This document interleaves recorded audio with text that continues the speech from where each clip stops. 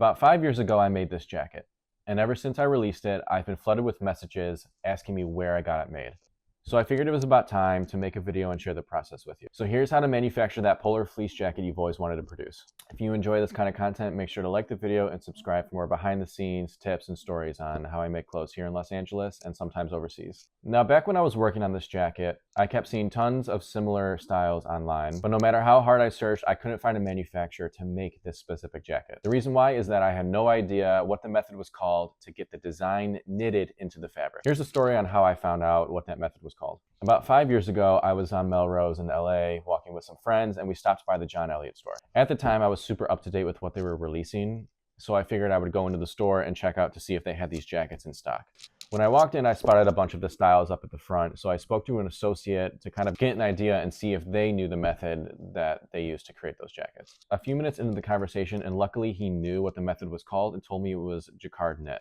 Jacquard Knit is the technique where they knit the design into the fabric rather than printing on top of the fabric. Before I learned this, I actually went ahead and made a sample thinking that this was the right technique.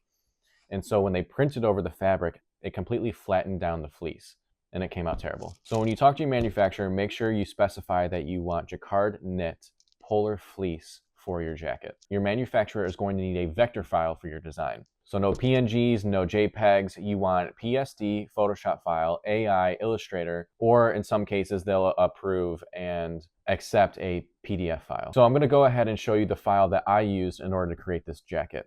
My design file, for example, is 3 artboards long at 3000 by 3000 pixels each, making it large enough to create a continuous, seamless roll of fabric. And one more tip that some people forget about is the lining of the jacket.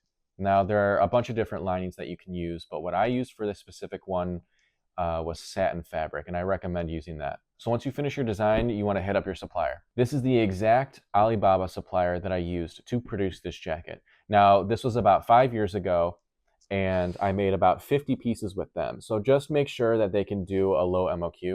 I use this exact Alibaba supplier to make my jacket, but you can also search for Jacquard Knit polar fleece jacket on Alibaba. Just make sure to filter by verified manufacturers and turn on trade assurance. And always ask for photos of their previous work to check the quality.